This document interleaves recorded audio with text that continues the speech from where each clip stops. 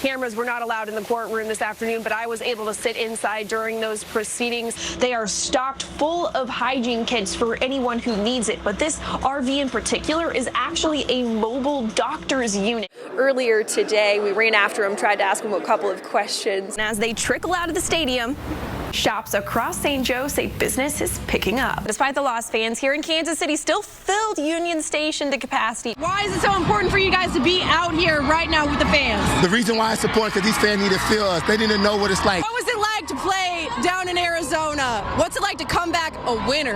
Yeah, man, we talked about it all year. After a late night argument and gunfire, now one child is dead. As you can see, we are a couple of houses down, Kevin, 3 houses down actually, and there are still pieces of debris at our feet. So you can tell that there was a lot of pressure behind that explosion. All of the experts that we have consulted throughout this process have come to the same conclusion. There is not a reason to charge the officers in this case. In cases like this one, prosecutors are looking to see if the person who used deadly force took immediate and necessary actions. It's important to remember that an officer's use of force can be reasonable even if the circumstances are tragic.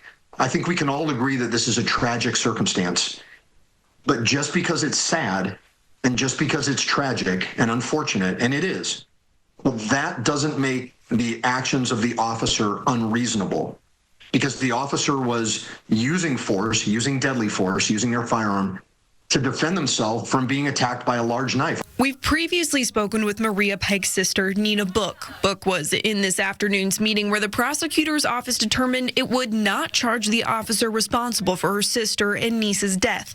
She says she's too emotional to speak with us on camera today, but doesn't agree with this decision. I want to take you back to the day this shooting occurred. The edited body camera video we're about to show you could be disturbing to some viewers. Police were called to the Oval Springs apartments on November 7th, 2024 for a domestic disturbance. Pike and her boyfriend's mother got into a fight over who was best suited to take care of baby Destiny. When officers arrived, they spoke with the child's grandmother outside of the apartment complex before eventually entering the apartment. In a letter from the prosecutor released Friday afternoon, it indicates the officers who responded were trying to arrest Pike for assault. Video shows officers asking Pike to set the baby aside, but she continued to hold the baby. Timestamps on the edited body camera video show officers were in a room with Maria for more than 10 minutes before she pulled a knife that they say was hidden in a nightstand. The prosecutor's letter says the shooting officer fired 4 times, hitting Pike and baby Destiny. In a letter to the community, Prosecutor Johnson says, quote, "We recognize the profound loss suffered by the families and our entire community and frankly wish that the circumstances were handled differently. However, this is not the role of this committee or this office. Rather, our review of this incident is ethically and legally limited to determining only whether criminal charges are appropriate." Now, Johnson released this 16-page letter to the community saying that she wants to maintain transparency, but we've reached out to Johnson's office multiple times this week asking for an on-camera interview. They were only willing to meet with us off-camera yesterday and discussed just generally use of force laws here in the state of Missouri, not this case specifically. We also reached out to the Independence Police Department. They said they don't have a comment for us at this time. Outside of the downtown Jackson County Courthouse, Abby Dodge, KSHB 41 News.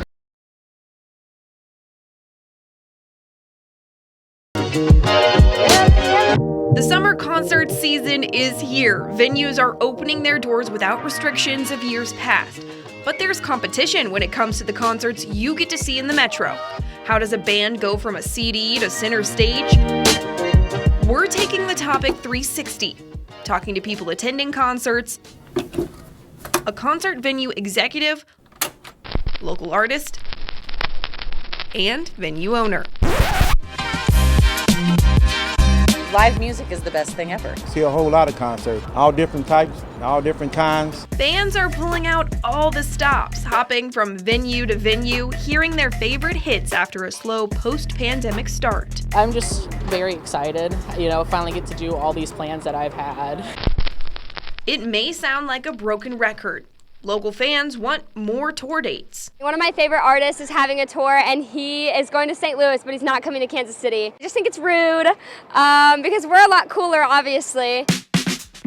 While the idea of playing second fiddle to neighboring cities hits a sour note with fans, they changed their tune with a full slate of summer concerts ahead. Yeah, still a lot to look forward to. There's a lot of things going on. A lot of people are coming. Kansas City hasn't fallen flat by any means. Beyonce and Taylor Swift are bringing their tours to Arrowhead later this year.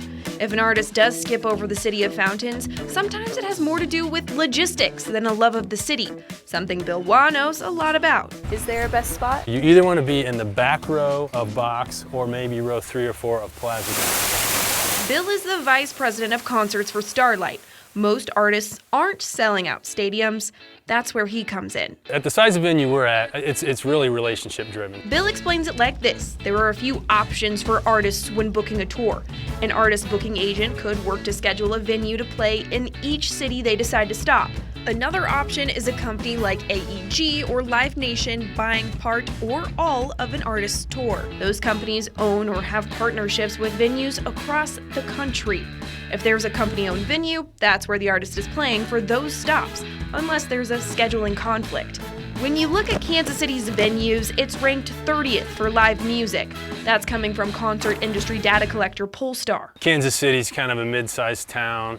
There are a lot of great things about that, and certain artists are going to just be a better match for that. Cities like Omaha and St. Louis are right behind Kansas City in the rankings. Bill says the competition makes sense from an artist's perspective. Some bands, they really focus on the Midwest, and we know that they're going to play here every time. Some are the opposite. Some it's just a way to get from one side of the country to the other.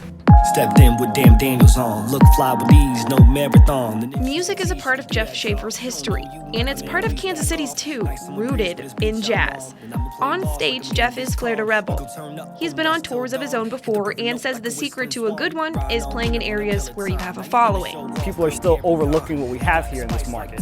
Schaefer says Kansas City has plenty of fans to pick from. Just look at the events the city is hosting with national attention. But when you understand that we're doing the NFL draft, that we're doing the World Cup, that we have this vibrant festival called Boulevardia, you'll see that it's not just those events, but it's the scene. He says it's a matter of just getting bands in the door. Once they show up and do their thing here, they're going to be coming back because they're going to understand that we have a successful market here.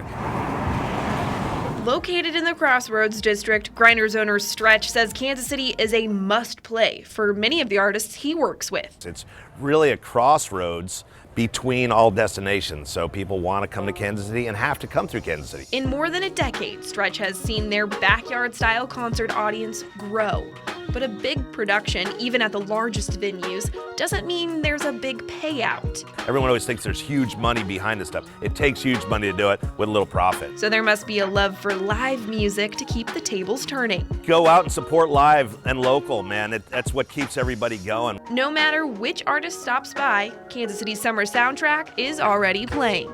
Abby Dodge, KSHB 41 News.